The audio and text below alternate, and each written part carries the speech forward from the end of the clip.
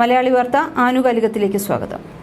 Israel ഗസയിൽ നടത്തുന്ന ബോംബാക്രമണത്തിൽ നിയന്ത്രണം വിട്ടിരിക്കുകയാണ് യമനിലെ ഹൂതികൾ. യമനിലെ 35% വരുന്ന ഷിയ സെയ്ദി വിശ്വാസം പിന്തുടരുന്ന ഒരു ഗോത്രമാണ് ഹൂതി.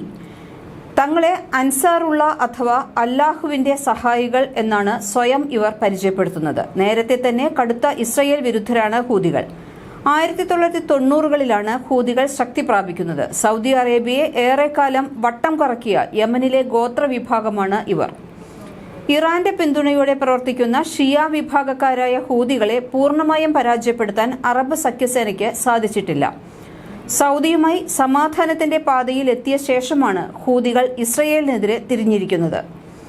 1990 വരെ സോവിയറ്റ് നിയന്ത്രണത്തിലുള്ള 2 രാജ്യങ്ങളായിരുന്നു കമ്മ്യൂണിസ്റ്റ് രാഷ്ട്രമായ തെക്കൻ യമനും സുന്നി രാഷ്ട്രമായ വടക്കൻ യമനും. സോവിയറ്റ് യൂണിയന്റെ പിടി അയഞ്ഞതോടെ ഐക്യ യമൻ പിറന്നു. അലി അബ്ദുള്ള സാലി രാഷ്ട്രത്തലവനായി. 1990-ൽ പുതിയ ഭരണഘടന വന്നു. പക്ഷേ സാലിന്റെ ഭരണരീതികൾ രാജ്യത്ത് അസ്വസ്ഥതയുണ്ടാക്കി. യമനിലെ ഷിയ വിഭാഗമായ സൈദി എന്നറിയപ്പെടുന്ന ഒരു ഇസ്ലാമിക ശാഖയാണ് ഹൂതികൾ. ലബനിൽ ശക്തമായ ഹിസ്ബുള്ളയ്ക്ക് സമാനമാണ് യമനിൽ ഹൂതികളുള്ളത്.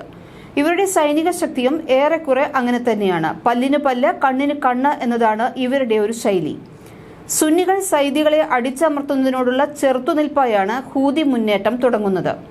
ഹുസൈൽ അൽ ഹൂതി എന്നയാളാണ് ഹൂതികളുടെ സ്ഥാപക നേതാവ്. 2004-ൽ ഇദ്ദേഹം യമൻ സൈനികരുമായുള്ള ഏറ്റുമുട്ടലിൽ കൊല്ലപ്പെട്ടു.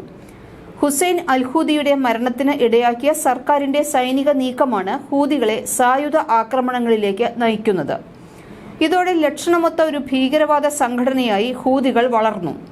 ഇറാന്റെ പിന്തുണയോടെ വളരെ പെട്ടെന്ന് ലബനിലെ ഹിസ്ബുള്ളയെ പോലെ ആധുനികോത്തര ആയുധങ്ങളുള്ള സൈനിക സ്വഭാവമുള്ള സംഘടനയായി മാറുന്നതാണ് പിന്നെ നമ്മൾ കണ്ടത്. 2011-ൽ ഏകാധിപതികളായ അറേബ്യൻ രാജ്യങ്ങളിലെ ഭരണകർത്താക്കൾക്ക് എതിരെയുണ്ടായ മുല്ലപ്പൂ വിപ്ലവം എന്ന് പേരിട്ട സായുധ കലാപങ്ങൾ ഫലത്തിൽ ഹൂതികൾക്ക് ഗുണം ചെയ്തു. 33 വർഷം അധികാരത്തിലിരുന്ന പ്രസിഡന്റ് അലി അബ്ദുള്ള സലേയെ പുറത്താക്കാൻ യമൻ ജനത തെരുവിലിറങ്ങി. വ്യാപക പ്രക്ഷോഭങ്ങൾ, ഉപരോധങ്ങൾ, വധശ്രമം, അയൽരാജ്യങ്ങളുടെ സമ്മർദ്ദം എന്നിവയെല്ലാമായപ്പോൾ സലെ രാജിവെച്ചു. അദ്ദേഹത്തിന്റെ വൈസ് പ്രസിഡന്റ് അബ്ദുർ റബ്ബോ മൻസൂർ ഹാദി പ്രസിഡന്റായി. ആഭ്യന്തര യുദ്ധം തുടങ്ങി. ഇതോടെ ഹൂതികൾ സ്വന്തം സൈന്യം തന്നെ രൂപീകരിച്ചു. പിന്നീടെല്ലാം വളരെ പെട്ടെന്നാണ് നടന്നത്. യമനിലെ പ്രധാന കേന്ദ്രങ്ങൾ മുഴുവൻ ഹൂതികൾ പിടിച്ചടക്കി. സർക്കാരും സൈന്യവും പ്രതിരോധത്തിലായി.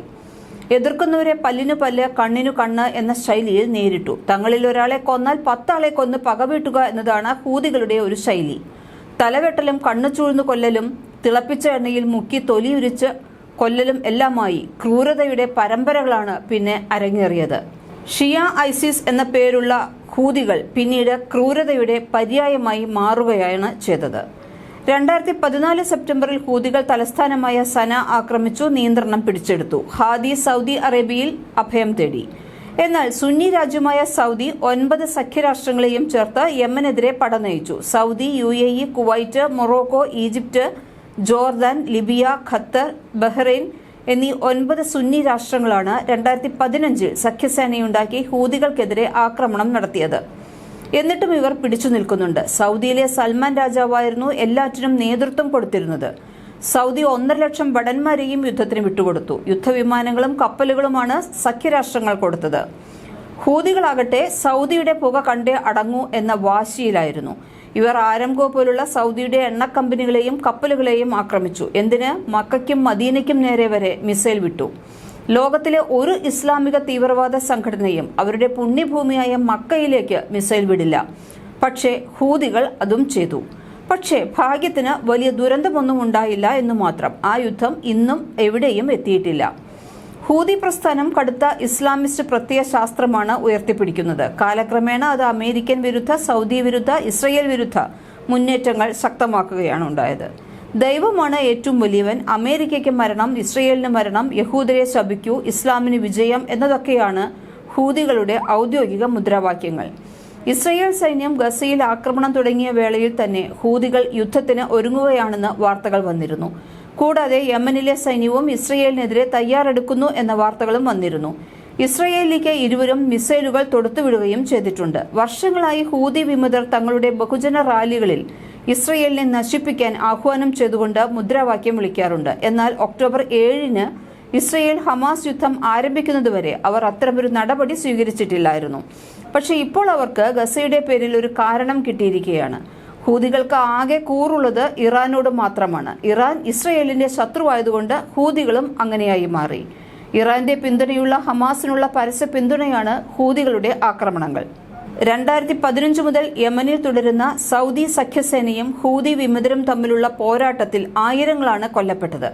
സൗദിയുടെ ബോംബിങ്ങിൽ ഗസയ്ക്ക് സമാനമായി കുട്ടികൾ കൊല്ലപ്പെട്ടു. പക്ഷെ കൊല്ലുന്നത് മുസ്ലിങ്ങൾ പരസ്പരമായതുകൊണ്ടാകാം ഒരുപക്ഷെ കേരളത്തിൽ ഉൾപ്പെടെ എവിടെയും റാലികളും ഹർത്താലുകളും ഒന്നും നടന്നില്ല.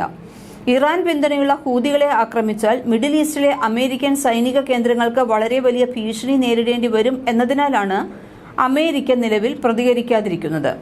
മറ്റ് അറബ് രാജ്യങ്ങളെല്ലാം മൗനം ദീക്ഷിച്ച് യുദ്ധത്തിൽ നിന്ന് വിട്ടുനിൽക്കുമ്പോഴും സാധ്യമാകുന്ന രീതിയിൽ ഇസ്രയേലിനെ ആക്രമിക്കാൻ ശ്രമിക്കുന്നതിലൂടെ മേഖലയിൽ സ്വീകാര്യത വർദ്ധിപ്പിക്കാൻ ഹൂതികൾക്ക് സാധിക്കുന്നു എന്നതും ഒരു യാഥാർത്ഥ്യമാണ്. ഇതുതന്നെയാകാം ഇതിലൂടെ ഇവർ ലക്ഷ്യം വെക്കുന്നതും. പലസ്തീൻ സംഘർഷങ്ങളിൽ എന്ന പോലെ ഇവിടെയും അടിസ്ഥാന കാരണം മതം തന്നെയാണ്.